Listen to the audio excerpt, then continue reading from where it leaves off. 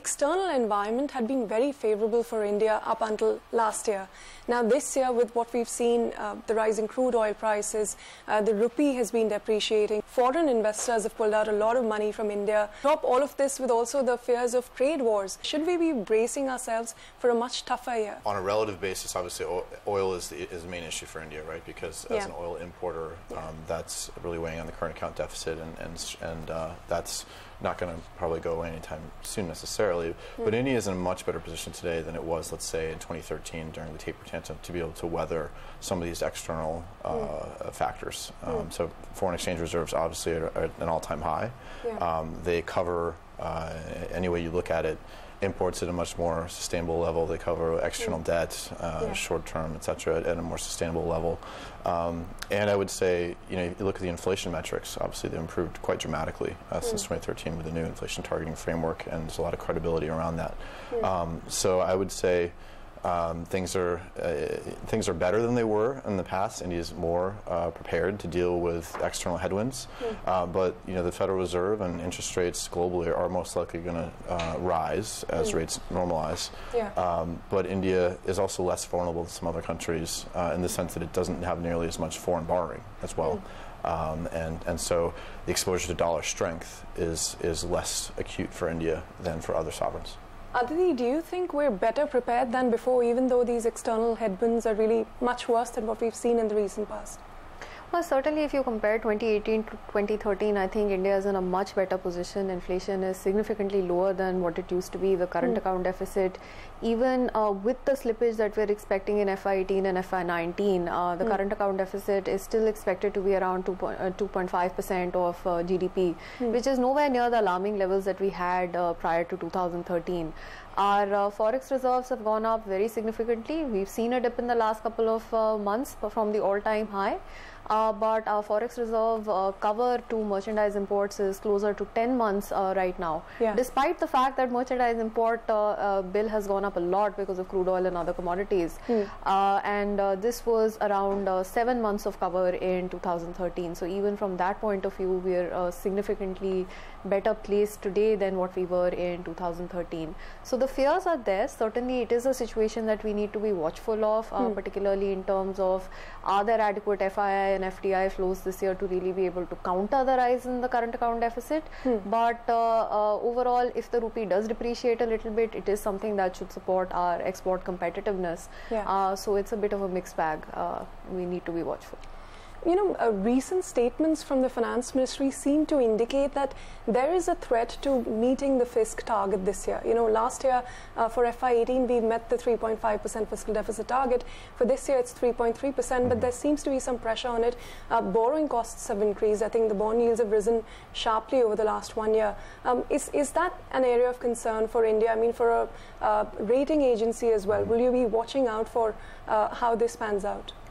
Well, obviously, we will be watching. Our expectation is that the government is committed to achieving a 3.3% central government deficit target this year. There's obviously risks around that. I mean, on the revenue side, GST collections could slip from targets because it's really the first full year of implementation, and taxpayers are still getting used to compliance, and the system, UA system, is getting rolled out, etc. However, the last 2 months have been rather encouraging in terms of what could transpire. I think with regards to oil, the pressure there is really on the excise tax and the possibility that could be adjusted. But again, the government seems committed to that. They benefited from the windfall in the past, but that is a risk. On the expenditure side, we don't know what the formula will be for the MSP in terms of its final format. And as you indicated, the pre-election spending could be a risk too. But what's most important to us really is the medium-term commitment to fiscal consolidation, and this the government which has been pushed back to 2021 now. Yes, but I think what's most important to consider is the fact that that target of a debt to GDP ratio didn't exist before, and to really codify that as something that's formalized is important, and it's material, particularly whether it's a few years out. Obviously, it would be preferable to have it earlier, but it also has to be achievable and credible. Okay, Aditi, you think the 3.3% deficit target, we're on track to achieve it? See, there are clearly a lot of risks. I mean, Bill has already talked about most of them. I'll add a couple. Last year was a great year for disinvestment. You know, it benefited from the ONGC HPCL deal. This year, we're not quite sure whether there is going to be any big ticket disinvestment in the same manner, particularly after seeing the Air India results. So that is another area that we are concerned about. Telecom also, there could be some small slippages compared to the budget estimate based on our recent estimates. And even dividends and profits, you know, that was an area last year where we had quite a bit of shortfall in the dividend and profit numbers. So I think that's again something that we're going to be watching for. On the expenditure side, you know, one of the things that Bill has already mentioned most of the risks. I'll just add one more, bank recapitalization. Clearly this is an area that the government may need to address sooner rather than later. So we'll be watching for what kind of an announcement comes out from the government on that front. $4.4 billion or so have gone out of India this year, and I think a bulk of it was in May alone. Now, with what we're seeing with the Reserve Bank of India, say, hiking rates, starting that cycle, do you think that is something we'll be able to address? Is that an area of concern as well? Well, you know, what seems to be a key important factor for foreign investors, obviously, is the currency and stability around the currency. And with global interest rates rising, again, as we talked about earlier, this is not just India, this is around the world. Emerging markets Exactly. So, you know, with the MPC decision yesterday, I mean, that keeps in line with the rate rises you see globally, and the focus is moving forward is neutral based on data. So I think I would expect an investor to be reassured with the commitment to inflation targeting and maintaining a stable monetary policy. Okay. Aditi, you think 25 basis points done yesterday, how much more to go this year? Monsoon, MSP and crude oil prices are going to be really important. Where do crude oil prices end up? Are they fully translated into domestic prices and our excise duties and VAT cut by the state governments or not?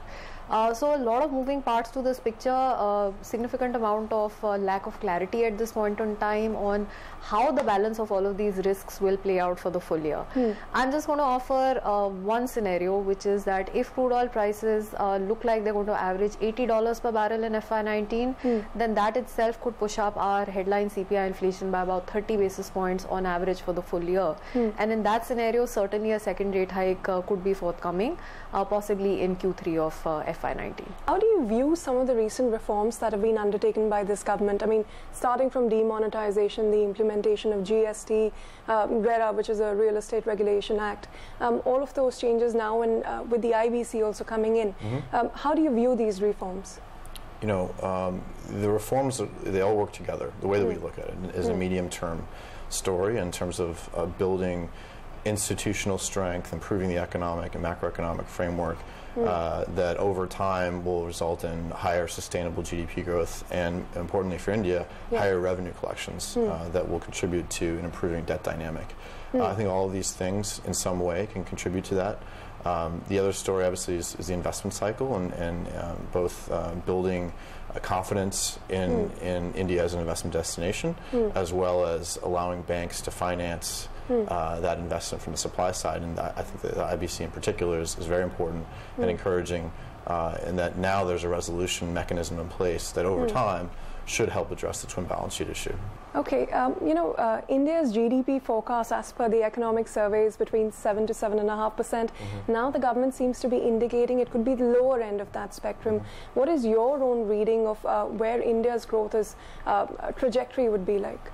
So originally we had 7.5% for this year. We recently adjusted that downward to 7.3, but we expect it to pick up again the following year to 7.5. Okay. And that really has to do mainly with the impact of oil on net exports. The reason for the downward revision? It's one of the key drivers for that, obviously, and the impact that could have on consumption as well.